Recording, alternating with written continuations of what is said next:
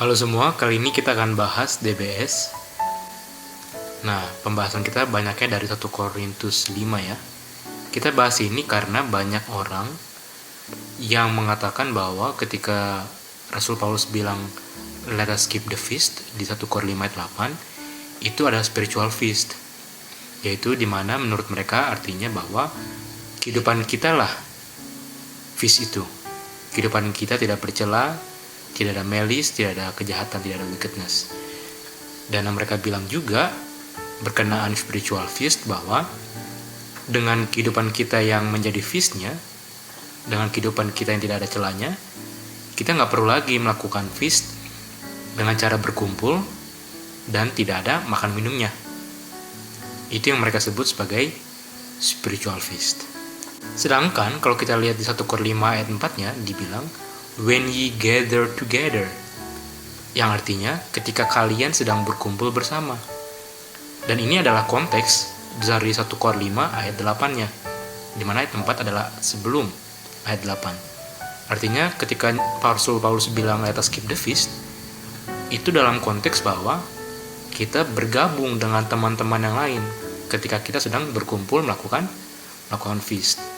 Artinya salah untuk mengerti bahwa ayat 8 ini spiritual feast tanpa bergabung dengan teman-teman yang lain. Di ayat 11 membuktikan bahwa ketika mereka feast, mereka ada makannya dan menyingkirkan orang-orang dengan kriteria tertentu yang tidak boleh ikut makan dengan kita. Artinya ada kegiatan makannya ketika sedang feast, dan ini masih satu konteks sama-sama di 1 Korintus 5 ayat 4, 8, dan 11. Artinya pendapat mereka tentang let us keep the feast di ayat 8 tidak bergabung dan tidak ada makan salah, karena konteksnya dengan ayat 4 dan ayat 11 juga ayat 13 mengatakan bahwa ada berkumpul-kumpulnya dengan teman-teman yang lain dan juga ada makannya. Yang penting juga dalam pembahasan tentang feast, jangan dengarkan pendapat siapapun tentang feast, apakah itu sudah dipakukan di kayu salib atau tidak, kalau mereka sendiri tidak mengerti apa arti feast. Jadi kita akan hargai mereka punya pendapat ketika mereka bisa tahu atau mengetahui dengan benar apa artinya feast. Karena kalau salah pengertian tentang feast, bagaimana kita bisa menerima kesimpulan jika seandainya mereka bilang dipakukan di kayu salib ataupun tidak dipakukan di kayu salib. Sebelumnya mari kita baca 1 Korintus 5 ayat 8, dibilang ada kata therefore yang artinya oleh karena itu. Berarti si itunya adalah penyebab kenapa kita diajak untuk keep the feast. Kita lihat ayat sebelumnya untuk mengetahui apa itunya. Ayat 7 dibilang for Christ is our Passover sacrifice for us. Kristus adalah kita punya Passover. Karena Kristus adalah kita punya Passover, sudah dikorbankan bagi kita. Oleh karena itu ayat 8-nya, marilah kita keep the feast. Artinya penyebab kenapa kita melakukan feast, karena Kristus sudah mati menggantikan kematian kekal kita. Sudah menggantikan kita sebagai korban atas kematian kekal kita. Seolah-olah ayat ini menyarankan bahwa kalau Kristus belum mati untuk menggantikan kematian kekal kita nggak perlu keep the feast. Dan periode itu di mana Kristus belum mati adalah sebelum kayu salib. Mari kita cek apakah itu benar. Di 1 Kronikal 23 ayat 30 dan 31, di situ didapati ada burnt offering, burnt sacrifice yang dilakukan pada waktu-waktunya. Ada dibilang Sabat, New Moon, sama Set Feast. Kita lihat di sini bahwa ada korban yang dilakukan di waktu feast. Dan kita tahu bahwa itu adalah ceremonial law, di mana domba atau korban yang dibunuh, yang dibakar, yang dikorbankan, itu melambangkan Tuhan Yesus yang belum mati. Artinya kita bisa lihat bahwa di saat feast, ada dibilang kata set feast, di situ ada korban dombanya. Artinya yang tadi kita bilang, apakah seolah-olah kalau Kristus belum mati, kita tidak perlu keep the feast?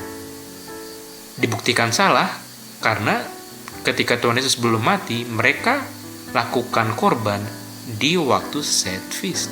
1 Kronikal 23 ayat 30 dan 31. Dan ketika sesudah Tuhan Yesus mati, burnt sacrifice-nya digantikan dengan Christ our Passover. Karena yang melambangkan, yaitu domba, melambangkan Kristus.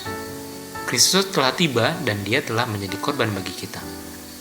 Artinya yang sebenarnya yang Rasul Paulus bilang di 1 Korintus 5 ayat 8, let us keep the feast tanpa korban. Karena kata feast yang sama dikatakan di sebelum Tuhan Yesus ada, 1 Kronikal 23 ayat 31, tapi dengan korban. Dan karena korbannya sudah digantikan dengan Kristus, gak perlu lagi bikin korbannya, dan kata feast yang sama masih lanjut tanpa korban-korban. Sekarang mari kita lihat apa artinya feast.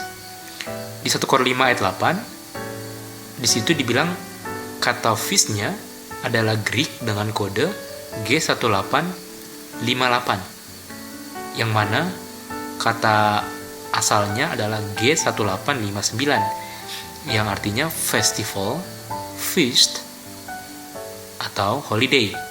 Artinya sama aja dengan Rasul Paulus bilang, let us keep an holiday, let us keep festival. Nah, kata an holiday ini yang 1859 ternyata ditemukan juga di Kolose 2 ayat 16. An holiday, dan itu memiliki kata Greka yang sama, yaitu G1859. Artinya di sini kita bisa lihat bahwa Rasul Paulus memiliki konsistensi dalam pengajarannya, yaitu mengenai hal-hal festival atau holiday. Walaupun di Kolose 2 ada tambahan yang lainnya, yaitu new moon dan Sabbath days. Tapi kali ini kita fokus untuk mencari tahu arti kata feast. Dan kalau kita bandingkan Kolose 2 ayatnya yang ke-16, itu memiliki pola yang sama dengan 1 Kronikal 23 ayat 31. Waktu-waktu yang dinyatakan persis sama. Ada new moon, ada sabat, dan ada an holiday yang kita tahu di 1 Korintus 8 digunakan dengan kata feast. Atau di 1 Kronikal 23-nya dengan dibilang set feast. Dan ketika kita melihat kata feast yang di 1 Kronikal 23 ayat 31, dia memiliki kode Ibrani H4150 yang artinya adalah festival. Artinya inilah yang dinyatakan di G1859 ketika disebut festival juga.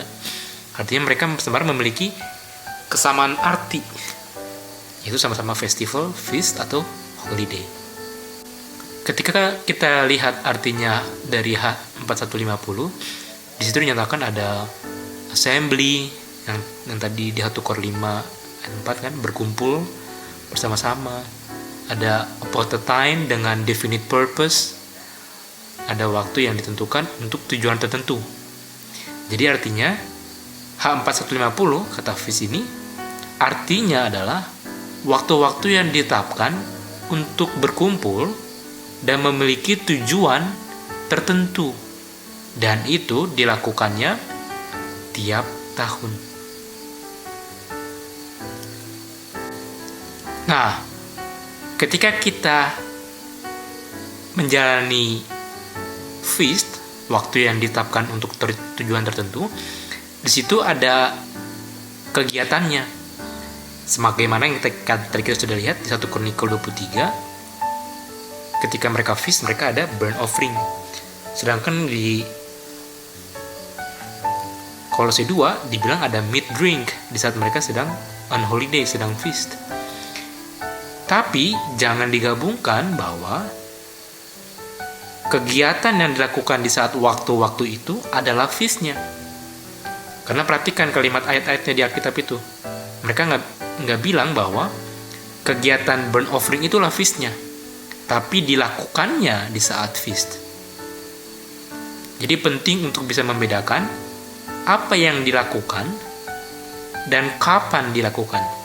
Dan kata feast hanya berarti untuk kata kapannya, dengan ada maksud tujuan kapan itu dilakukannya. Jangan dicampur ketika melakukan kegiatan di saat feast, itu juga adalah feastnya. Bukan. Hanya waktunya lah yang memiliki tujuan tertentu, yang memiliki kegiatan tertentu yang disebut feast. Sehingga ketika kita mengerti bahwa ini adalah waktu-waktu yang ditetapkan, appointment, sudah ditetapkan sebagaimana kalau kita mau bertemu dengan seseorang, kita nggak bisa bilang bahwa kita dibuat bebas untuk melakukan kapan saja. Karena ada waktunya yang sudah ditentukan, dan Tuhanlah yang tentukan itu. Dan kalau ini untuk tujuan yang sama, ingatkan tadi ada kata definite purpose, untuk suatu tujuan, berkumpul bersama-sama ini di waktu yang telah ditetapkan. Dan kita melihat bahwa kata feast ini sama, artinya di perjanjian lama dan perjanjian baru, artinya mereka harus memiliki tujuan yang sama. Dan apa tujuan yang sama? Mereka artinya harus lihat satu titik yang sama. Artinya yang di sebelum kayu salib harus melihat satu titik yang sama dengan yang sesudah kayu salib. Apa titik yang samanya itu? Yaitu kayu salib itu sendiri. Artinya yang sebelum kayu salib melihat ke depan akan kayu salib, dan yang setelah kayu salib melihat ke belakang akan kayu salib. Sehingga kata feast yang adalah hanya waktu yang ditetapkan untuk tujuan tertentu, yaitu untuk melihat kayu salib, dilakukannya tanpa digabungkan dengan dapat dilakukan dengan pengertian bahwa yang dilakukan itu adalah juga feast. Kita bisa lihat itu di Bilangan 21 ayat 9, ketika Musa mengangkat tinggi ular, tembaga. Setiap orang yang telah dipatuk oleh ular, ditipu, lalu telah berdosa, dapat melihat ular itu yang melambangkan Tuhan Yesus. Dan itu berlaku untuk segala dispensasi sebelum dan sesudah kayu salib. Oke, sampai jumpa di seri berikutnya. Bye-bye.